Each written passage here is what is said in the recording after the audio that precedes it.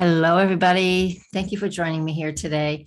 I'm Dorothy Morgan, professional astrologer. We're going to talk about May 31st and the astrology of that, what that looks like. It's just one day after the new moon in Gemini. So we still have Gemini qualities galore. So we'll talk about that.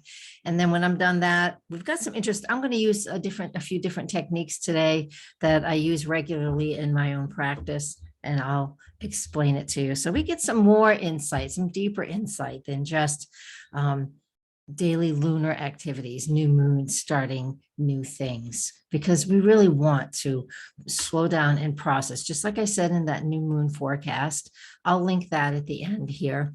With Mercury retrograde, and Mercury is the ruler of the sign of Gemini, which this new moon is in and continues to be in. We want to take our time in evaluating what it is that we are looking to create at this point. Obviously, lots and lots of conversations are going on. In this deck, I regularly pull the talking stick, which is very much about what we have going on with Gemini. I do it regularly.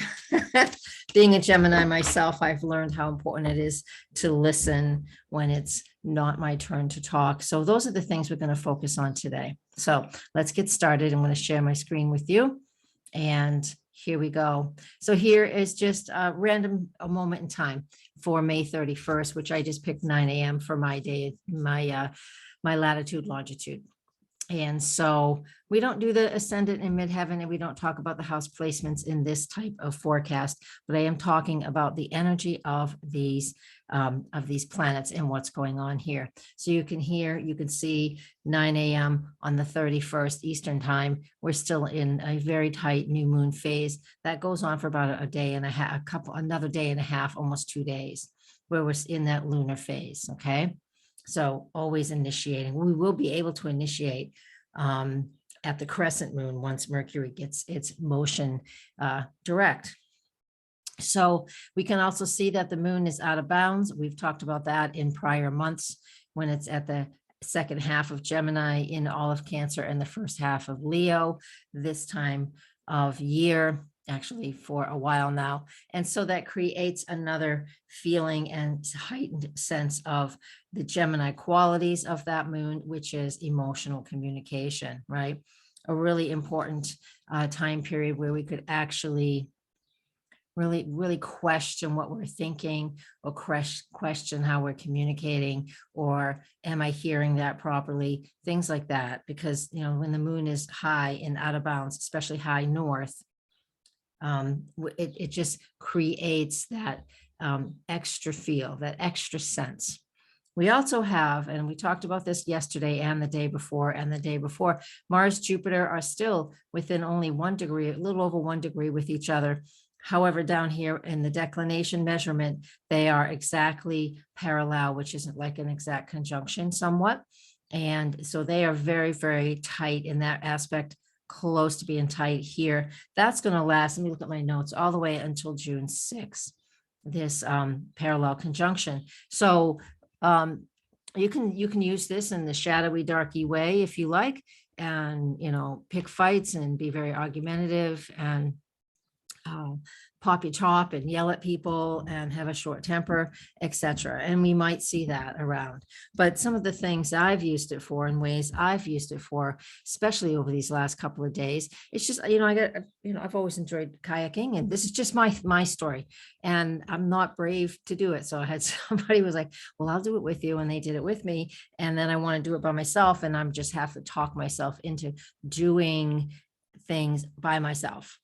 I mean, I'm alone a lot, and that's not the issue. It's just like doing or trying new things all by myself makes me nervous, and I talk myself out of it a lot. That happens. It's just who we are. And so I decided to use that. Venus was conjunct my Mars when it was at 22 Aries, and I went and bought a kayak and all the fixings. And then now with Mars and Jupiter making their connection over these last few days, I've, gone out and done some activities on my own. So I was like, I got to be brave. I got to be brave. Mars, Jupiter in Aries. So finding your own courage. I know that's something that's simple because it's a recreational activity, but it's also a physical activity. Guess who's got some sore shoulders and wrists? I'm learning to paddle and I'm learning to use my body and I'm learning. So that's how I'm using this Mars and Jupiter in the sign of Aries. Physical activity, finding courage to do something I've not done before, and really enjoying it. So how are you using it? Would love to hear that. Would love to hear that. Okay, that's a big piece of what we have going on. Let me grab the midpoint chart because I talk about these a lot too. This might be going a little too far for some of us astrologically. So this measurement is just a 360-degree. Anyways, it's a chart of the midpoints. Midpoints meaning one planet, second planet, where are they, and what's halfway between the middle point, midpoint. And when we have planets at the midpoint of something, it actually activates both ends of those two planets. So we can look at it. The thing I find that is really significant and quite important, since Mars and Jupiter, here's Jupiter, is halfway between where the Sun and Pluto reside right now in the chart, and Mars is also there halfway between the Sun and Pluto. So let's draw that out just so you can see it in the wheel if you're accustomed to seeing the wheel. Where's Pluto? Here's Pluto. Here's the Sun. The Sun's going to move pretty quickly. So actually, anyways, the Sun always moves about 1 degree a day, but that's not going to make the midpoint between the Sun and the Moon. We're always going to have a midpoint between the Sun and the Moon. Just the number will vary, just like all of these planets, since they are transiting planets. So that just means that Mars and Jupiter are equal between Pluto and the Sun. What does that mean? That means they activate the Sun in Gemini, which again, communication, information, sharing that, listening, discerning, gathering of information, and Pluto, which is that deeper transformation of in Capricorn, our structure, our foundational pieces. So me, the Gemini, it's the best way to explain it. Everybody has their own story. The Gemini, I'm a Gemini, so that represents the Sun in Gemini. Pluto in Capricorn, a belief I can't do things on my own, right? Again, not everything, just this one thing. And so I'm changing that by finding the courage to take those steps. And that's how I use this. And this is how I would read this if I was looking at planets in your chart, depending on what was going on for you, because this is all personal, again, depending on where it is for you. So much more, so much more. I want to leave us with that as far as the astrology goes. Now we're going to do a little extra message with the Astrodice. This is where I've been watching that most people, my viewership plummets at this point when the astrology is over. So if it continues to do that, I will probably not include this much longer. So what we have, I rolled the dice, a little extra message from Spirit, Astrodice. I just felt like doing it again. The Astrodice, they so ask Spirit if what's the extra message, or what would you like me to know? That's what I'm asking. And if you have a query of your own, you can ask that now as well. Okay. So Venus in Leo in the 5th house. Well, that is a lot of fun. That's fun. So it's telling us to have fun, be passionate, enjoy what it is that you do, and express that in a very fiery, passionate way. Venus in Leo in the 5th house. This could be encouraging somebody to start a creative business and take your creativity, that's maybe a hobby, and go one next step with that. This could also be people who have children, because the 5th house represents the children we create, or our children, even adopted ones, but our children, what we call our children, right? And it could be that we're doing something very extra special for them that needs to happen. Okay, so Venus in Leo in the 5th house. there's a lot of creative energy in that. So I would recommend that the majority of us, get that creative piece flowing.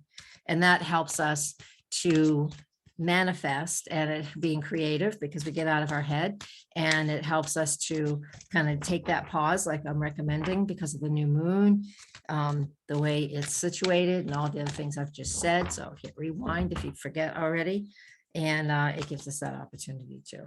So to be creative and fun, and then when we're doing that, problem solves happens. I always do that when I'm just being creative and not really trying to find an answer. All right, Spirit of Water came. Walking in Beauty. Spirit of Water. So that's always about the flow and trusting the emotion, trusting the flow. That's so important to take a step, allow things to happen. And that's the flow. And then you know what the next natural best step is for you. All right. And you could tell I found them. I don't have them in the same configuration I had them before, but I will. But I finally found them. I thought I unpacked all my boxes, but I knew they were missing. So I found them in my Etsy box. I have lots of things on the Etsy store. So that's linked here on YouTube in the information about this video and the About Me page as well. All right, everybody, thank you so much for being here. And please, the best way to support me here on YouTube is to comment below. Please subscribe if you're not a subscriber. Comment, like, share, absolutely share with your groups and tell people about me. And you can come to Patreon if you would like to support me there, or just book your own session, because that is what I do. And I don't have a lot of classes this time of year, so I have more openings for private sessions. So check it out. All right.